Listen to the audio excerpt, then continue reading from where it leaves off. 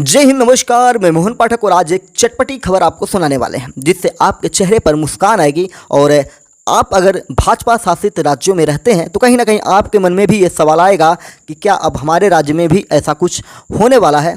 तो आइए जानने की कोशिश करते हैं महाराष्ट्र की जो एक बात करें तो गेम चेंजर प्लान हो सकता है आने वाले चुनाव में, जिसका नाम है लाडला भाई योजना। गरीब युवाओं को, बेरोजगार युवाओं को, उन छात्रों को अब ये धनराशि मिलने वाली है जो अब आपको जाननी चाहिए। बात करेंगे महाराष्ट्र के मुख्यमंत्री एकनाथ शिंदे की, जिन्होंने लाडली बहन योजना की तर्ज पर लाडला भाई योजना की घोषणा की है। लाडली बहन का नाम आपने सुना होगा ना। मध्य प्रदेश में इस प्रकार की बहुत सारी योजनाएं शिवराज सिंह चौहान के द्वारा चलाई जाती थी और जिसका लाभ उन्हें बार बार होता था। और इस बार भी आपने देखा होगा कि लोकसभा हो चाहे विधानसभा हो, सब में इनको ये चीज़ें चुनावी लाभ जो होता है वो जरूर मिला है। महाराष्ट्र में विधानसभा चुनाव होने में कुछ महीने बाकी हैं और महाराष्ट्र की सरकार यानी कि शिंदे सरकार अब राज्य के बेरोजगारों युवाओं के लिए एक योजना लाई है और जिसका नाम हमने आपको बताया कि लाडला भाई योजना है, जिसके तहत 12वीं पास छात्रों को हर महीने 6,000 रुपये, डिप्लोमा धारकों को 8,000 रुपये और ग्रेजुएशन कर चुके विद्यार्थियों को हर महीने 10,000 रुपये देने का ऐलान किया गया है। पूर्व मुख्यमंत्री उद्धव ठाकरे के भी बोल यहाँ पे निकल के आए हैं। हाल ही में बेरोजगारों का उन्होंने मुद्दा उठाया था और जिसके बाद आपने देखा कि उनकी आवाज़ को दबाने के लिए या अपनी आवाज़ को ऊपर लाने के लिए शिंदे सरकार ने लाडला भाई योजना लॉन्च कर दिया।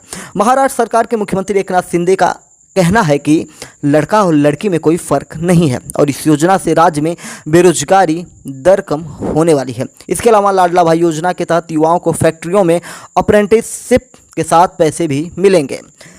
इसमें पात्रताओं की अगर हम बात करेंगे कि किन लोगों को ये योजना का लाभ मिलने वाला है, तो इसमें आयु सीमा की हम बात करें तो 18 से 35 वर्ष के आयु के बीच के लोगों को ये लाभ मिलने वाला है। इसमें न्यूनतम शिक्षा हमने पहले ही बताया कि 12वीं और डिप्लोमा जैसे कि ITI, diploma, graduation, post graduation जैसे लोगों को मिलेगा। लेकिन मुख्य बात यह है कि सभी को मिलेगा नहीं भाई, ये उनको मिलेगा जो महाराष्ट्र के निवासी हैं, यानी कि जिनका एक तरह से कहेंगे कि निवास प्रमाण पत्र जिसे हम कहते हैं वो कहाँ का होना चाहिए, महाराष्ट्र सरकार का होना चाहिए, महाराष्ट्र राज्य का होना चाहिए। किस प्रकार से लाभ मिलेगा, तो उद्योगों और प्रतिष्ठानों की अगर हम बात करेंगे तो महाराष्ट्र में कार्यरत होना चाहिए। एक कर्मचारी के रूप में कौशल, रोजगार, उद्यमिता और नवाचार वेब पोर्टल पर पंजीकृत होना चाहिए। 3 साल का जो होता है स्थापित होना चाहिए, 3 साल के लिए स्थापित होना चाहिए। EPF, ESIC, GST, DPIET और उद्योग आधार के साथ पंजीकृत होना चाहिए और निगम का प्रमाण पत्र भी इनके साथ होना चाहिए। योजनाओं के अगर मुख्य बिंदुओं की चर्चा करें तो इसमें इंटर्नशिप की बात करेंगे तो 6 महीने के लिए होगी। इंटर्न्स को हर महीने DBT के तहत स्टाइपेंड मिलेगा, जिसमें 12वीं पास को 6,000, डिप्लोमा धारक को 8,000 और डिग्री धारक को 10,000 रुपये दिए जाएंगे। यह योजना सरकारी प्रतिष्ठानों और निजी क्षेत्र दोनों उद्योगों के लिए होने वाली है, यानी कि एक तरह से पैसा तो मिलेगा लेकिन ये आपको फ्री में नहीं मिलने वाला है। इसके लिए आपको कहीं ना कहीं इनके साथ जुड़ना पड़ेगा और कुछ ना कुछ सीखना पड़ेगा। बता दें कि महाराष्ट्र सरकार ने 27 जून को अपने बजट में लाडली बहन योजना यानी मुख्यमंत्री माझी लड़की बहन योजना की घोषणा की थी। हमने पहले ही बताया कि मध्य प्रदेश में ऐसी योजनाएं पहले से ही चल रही हैं, यहाँ तक कि राजस्थान में भी ऐसी योजनाएं छोटी बड़ी चल रही हैं महिलाओं के लिए। बजट में महाराष्ट्र में महिलाओं को हर महीने 1,500 रुपये देने की घोषणा की गई थी। ये भत्ता 21 से 60 वर्ष तक की महिलाओं के लिए है।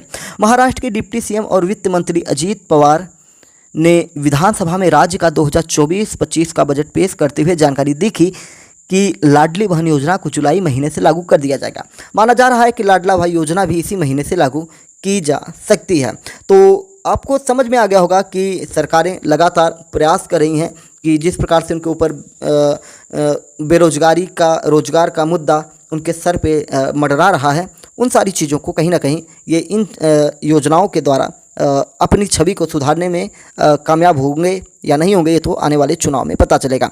खैर, अगर ऐसा होता है, छात्रों को पैसे मिलते हैं तो ये एक अच्छी बात होगी, उनको अपनी पढ़ाई साथ ही साथ अपने ड्रीम्स को आगे बढ़ाने में लाभ मिलेगा। तो उम्मीद है कि चीज़ें समझ में आई होंगी। चैनल पर नए हैं तो MPS हिंदी को सब्सक्राइब जरूर करिएगा, फेसबुक पर सुन रहे हैं तो हमें फॉलो जरूर करिएगा। जय नमस्कार, भारत माता की जय। हाँ, अपने विचारों को भी कमेंट बॉक्स में ज़रूर बताइएगा।